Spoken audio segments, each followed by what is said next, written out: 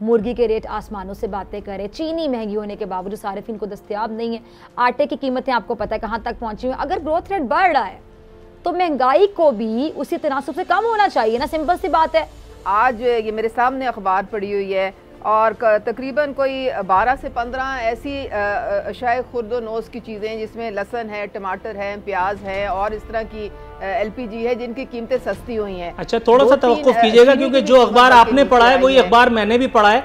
12 अशिया की कीमतें सस्ती हुई हैं, 25 अशिया की कीमतें चिकन समेत फलक शिगाफ किस्म की महंगाई जिसको कहते हैं कमर तोड़ महंगाई, वो भी आपको मेरा ख्याल है शायद उसमें नजर आए। नीचे देखिए कहीं छोटे से फॉन्ट्स में लिखा होगा।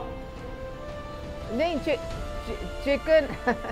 चिकन जो है वो इसलिए महंगा हुआ है क्योंकि हमारी कुछ ये मुर्गियों पे डाल देते हैं मैडम, ऐसा करते हैं ये चिकन पे डाल देते हैं, ये चिकन पे डाल देते हैं। मुर्गियों की कमबख्ती थी कि जो उन्होंने खुद को महंगा कर लिया। काफी सारी मुर्गियां जो है उनको वो कोरोना हो गया, वो उसमें काफी उनकी जो है उनकी गलती है, नहीं उनमें काफी उनकी मर गई हैं मुर्गियां, जिसकी वजह से ना ये थोड़ा सा कीमत ज़ाहिर है, थोड़ा सा नहीं थोड़ा सा थोड़ी होता है, 500 रुपए चिकन हो गया थोड़ा सा।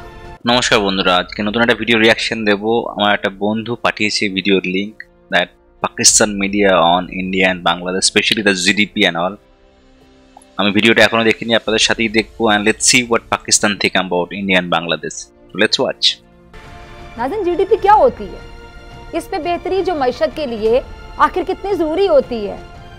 क्या गरीब आवाम को इससे कुछ लेना देना है? गरीब को इससे क्या लेना देना? गरीब तो उस वक्त मानता है ये तमाम बातें जब उसे बाजार में चीजें सस्ती मिलती हैं। बहुत से लोगों को तो पता ही नहीं इन चीजों के मतलब क्या। वो कहते हैं क्या बात कर रहे थे टीवी पे, हमें नहीं समझ आती, हमें महंगी चीजें मिलती हैं, हमें सस्ती चीजें नहीं मिलती हैं। यानी उनको सिंपल समझाने का तरीका है कि जब बाजार में चीजें सस्ती हो जाएंगी तो जी मईशत बेहतरीन जा रही है, कोई हुकूमत जो भी हुकूमत है वो अच्छा परफॉर्म कर रही है मईशत के मैदान में। लेकिन जब चीज़ें सस्ती नहीं मिलेंगी तो आवाम को इन तमाम चीज़ों से कोई सरोकार नहीं, उनको इससे कोई लेना देना नहीं है। आवाम क्या चाहती है? सिर्फ ये चाहती है कि हुकूमत की जो माशी पॉलिसी हैं वो आवाम दोस्त हों और ये माशी पॉलिसियाँ उनकी ज़िंदगियों में पॉजिटिव चेंजेस लेकर आएँ, मुस्बत तब्दीलियाँ लेकर आएँ। महंगाई से बेचारी आवाम की किसी तरह जान छूट जाए, जान छुड़ाई जाए। अच्छा, हुकूमत ये दावा कर रही है जी इस साल ग्रोथ रेट 4% रहेगा। अगर GDP बेहतर होती है तो महंगाई सिंपल सी बात है कम होगी। इसीलिए ऑपोजिशन शोर मचा रही है कि मईशत के हवाले से हुकूमत झूठे एदादोशुमार बता रही है। अच्छा, अगर ऐसा है तो फिर सवाल ये उठता है कि हुकूमत ने उस वक्त झूठे एदादोशुमार क्यों नहीं दिए जब शरह नमू मनफी हो गई? अगर झूठ बोलना था तो उस वक्त बोलना चाहिए था। अब क्यों झूठ बोलेगी हुकूमत?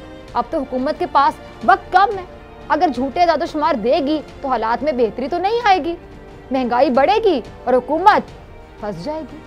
और क्या कहते हैं मिफ्ता साहब कि इस वक्त मुल्क की जो असल ग्रोथ रेट है ना वो 3% भी नहीं है, 3% से भी कम है।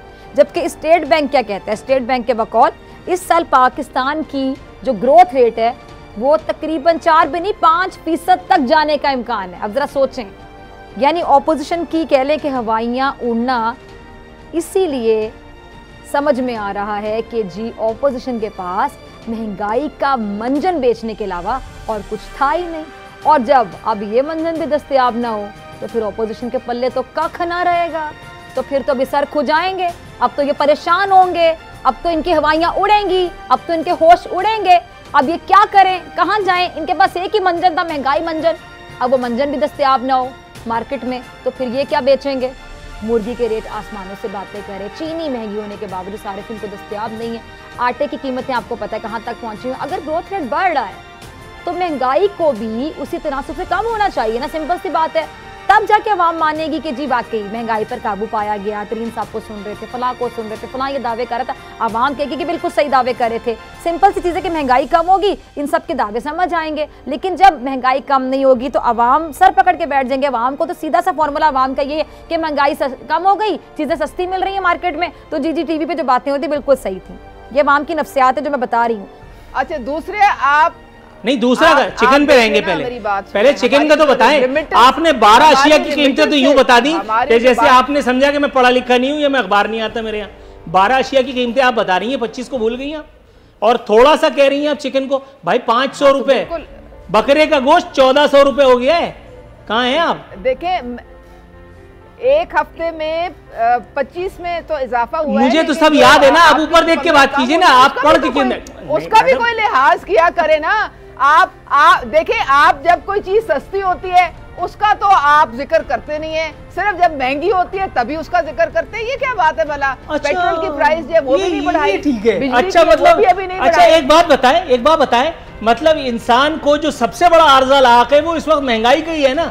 आप कह रही हैं उस पे क्यों ऑब्जेक्शन करते हो? क्योंकि कुछ चीजें सस्ती भी हुई हैं, और भाई जो चीजें सस्ती हुई हैं उनका इतना इंपैक्ट नहीं है, जो चीजें महंगी हुई हैं उनका इंपैक्ट ज्यादा है। ये तो कॉमन सेंस की बात है, common sense which is not very common. टमाटर, आपका लहसुन, आपका प्याज, आपकी दालें, आपकी चीनी, क्या इसमें आपकी रोजमर्रा की मैडम अरहर की दाल की बात किए लेते हैं, अरहर की दाल क्या भाव लेती हैं आप? नहीं, बाकी दालें जो है देखिए, कुछ दालें इंपोर्ट होती हैं वो तो डॉलर की प्राइस के साथ उनकी कीमत ऊपर नीचे जाती है। अरहर की दाल क्या जो बाइडेन भिजवाता है हमें? तो उसकी तो देखिए, अब ये एक दाल की तो बात ना करें ना, मैं आप जनरली आपकी बात कर रही हूँ। जो आपकी खुश्क, आप गंदम की क्रॉप देखें इस दफा बड़ी अच्छी हुई है, और इस दफा आप देखेंगे कि गन्ने की प्राइस किसान को कितनी अच्छी मिली है। अरे देख तो हम बहुत खुश रहे, थोड़ा सा तवक्कुफ आप कीजिएगा, फिर इंशाल्लाह हम और भी देखेंगे, जरूर देखेंगे। थोड़ा सा तवक्कुफ, थोड़ा सा अच्छी बातें, थोड़ा सा अच्छी बातें भी तो थोड़ा सा, लोगों को अरे आप अच्छी बातें अभी सितारा सपना लॉन की फजाइल डिस्कस करते हैं आपसे, इंशाल्लाह अच्छी बातें भी करेंगे। मेरे साथ मौजूद है मोहतरमा उज़मा द ग्रेट कारदार, पाकिस्तान तहरीक इंसाफ से इस हफ्ते भी इनका ताल्लुक है। अल्हम्दुलिल्लाह, आज तो आपने ग्रेट कह दिया है, उसके बाद अब किसी और चीज की तो जरूरत ही नहीं है। नूरुल आरिफीन मैडम, गलतियां इंसानों से होती हैं, इसको सीरियसली लेना चाहिए। हालांकि यकीन करना बहुत मुश्किल है, गलतियां इंसान से होती हैं। मुझे खुद भी यकीन करना बड़ा मुश्किल हो रहा है। बिल्कुल बिल्कुल, I agree with you totally. अच्छा मैडम, अगर आप चाहें तो अपना जुमला वापस भी ले सकते हैं। पूछना ये था, ये फलस्तीन में जो पीटीआई की नई ब्रांच खुली है, इसका ये जो नया शोशा है, इस पर आप क्या कहेंगी? खान साहब को अर्तगरल गाजी करार दे दिया। खान साहब के पास तो घोड़ा भी नहीं है, खान साहब के पास तो वो तलवार भी नहीं है, यहाँ तो सिर्फ हवाई फायर से ही काम चलाया जाता है, ठाएं ठाएं टिच टिच। उसके बाद मरता मराता भी कोई नहीं है, एनआरओ नहीं दूंगा। हालांकि सब एनआरओ लेकर के फारिग भी हो गए, इधर उधर भी बैठे हुए हैं, कोई मुल्क से बाहर है, कोई मुल्क में झूला झूल रहा है। खान साहब ही बिला वजह फिर मुझसे और आपसे रगड़े हुए हैं। सर मैडम, ये आपसे पूछना था, खान साहब को अर्तगरल गाजी करार देना और तगरल के साथ ज्यादती है, ये ज्यादती करने वाला फ़लस्तीनी जो बेचारा था, उसने खान साहब की शान में जो है वो गुस्ताखी की है, जिसकी पादाश में इनकी नस्लों को सफ़े हस्ती से मिटा देना चाहिए।